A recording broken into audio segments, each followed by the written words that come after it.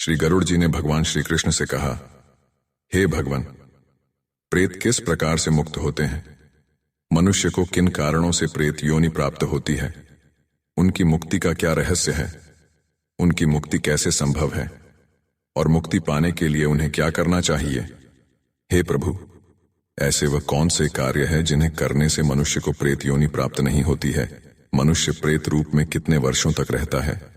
दोस्तों, इस प्रकार से गरुड़ जी ने भगवान श्री कृष्ण से प्रेत आत्माओं के विषय में प्रश्न किए हैं, जिनका उत्तर भगवान श्री कृष्ण ने बहुत ही सरल भाषा में दिया है, जो प्रत्येक मनुष्य को अवश्य जान लेना चाहिए। वह कौन से कार्य होते हैं जिन्हें करने से मनुष्य प्रेत बनकर भटकता रहता है? यह जानकारी बहुत ही रहस्यमयी है। इसके बारे में गरुड़ पुराण के प्रेत कल्प में बताया गया है। तो दोस्तों, भगवान श्री कृष्ण कहते हैं, हे गरुड़, मनुष्य जब पाप कर्म करता है और मृत्यु के बाद उसका श्राद्ध नहीं किया जाता है तो उसे प्रेत योनि प्राप्त होती है। वह प्रेत अपने ही परिवारजनों को कष्ट देता है, उनके स्वप्न में आकर उन्हें भयभीत करने लगता है। जब किसी मनुष्य प्राणी को प्रेत बाधा होती है तो वह धर्म से विमुख हो जाता है, उसकी धार्मिक कार्यों में रुचि कम होने लगती है। प्रेत उसका चित्त भंग कर डालते हैं। जब भी वह कोई कल्याणकारी कार्य करने वाला होता है तो प्रेत उसके कार्य में विघ्न निर्माण करते हैं और उसे पाप कर्म करने के लिए भड़काने लगते हैं। शुभ कार्यों में विलंब करना, उसमें विघ्न डालना आदि प्रकार के कार्य प्रेतों द्वारा किए जाते हैं। प्रेत दोष के कारण बंधु बांधवों के साथ विरोध होता है। प्रेत योनि के प्रभाव से मनुष्य को संतान नहीं होती है। यदि संतान उत्पन्न भी होती है तो वह मर जाती है। प्रेत बाधा के कारण तो व्यक्ति पशुहीन और धनहीन हो जाता है। उसके कुप्रभाव से उसकी प्रकृति में परिवर्तन आ जाता है। वह अपने बंधु बांधवों से शत्रुता रखने लगता है। अचानक प्राणी को जो दुख प्राप्त होता है वह प्रेत बाधा के कारण होता है।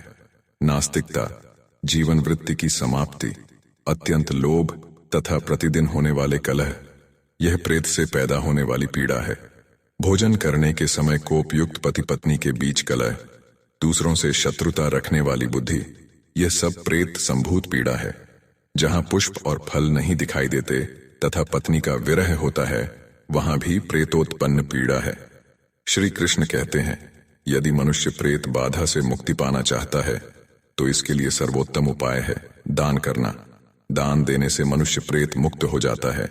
मनुष्य जिस उद्देश्य से दान करता है उसी के लिए वह दान उसे तृप्त करता है। हे पक्षीण, यह सत्य है कि जो दान देता है वही उसका उपभोग करता है। दान देने वाला दान से खुद का कल्याण ही करता है। मृत आत्मा के लिए दान करने से वह प्रेत योनि से छूट जाता है और मुक्ति प्राप्त कर लेता है। जो भी प्रेत आत्माएं मुक्ति पा लेती है वह अपने परिवारजनों का कल्याण चाहने लगती है। जब दूसरी प्रेत आत्माएं परिवार को परेशान करने लगती है तो मुक्ति प्राप्त हुई आत्माएं उन प्रेतों से परिवार की रक्षा करती है। प्रेत आत्माएं अपने बंधु बांधवों तथा संतानों द्वारा किए गए पिंडदान से भी मुक्ति पा लेती है।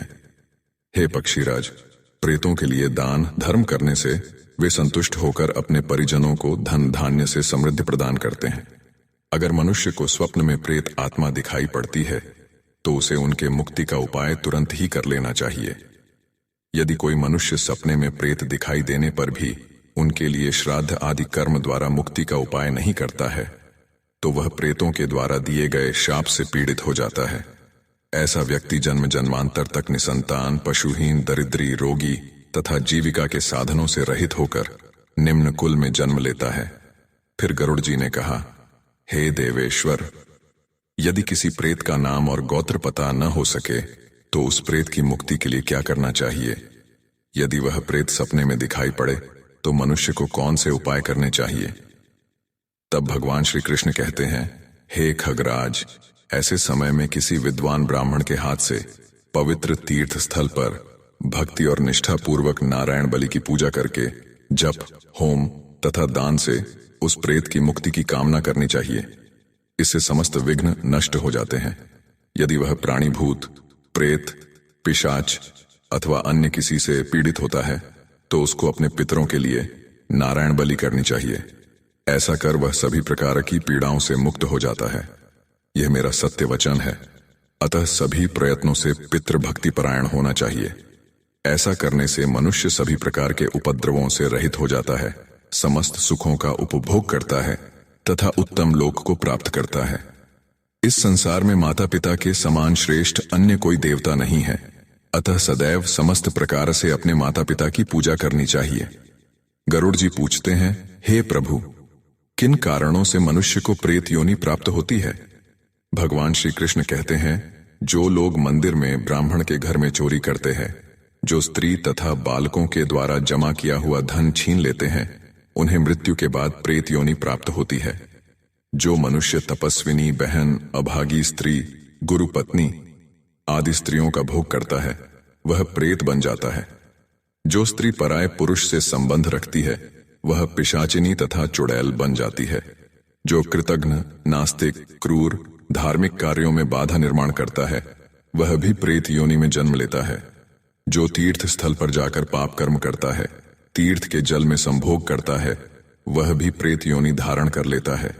इसके अलावा शव यात्रा प्रारंभ करने से पूर्व बनाई गई पालकी में शव के हाथ पैर बांध देने चाहिए। यदि ऐसा नहीं किया जाता है तो वह प्राणी भी प्रेत बन जाता है।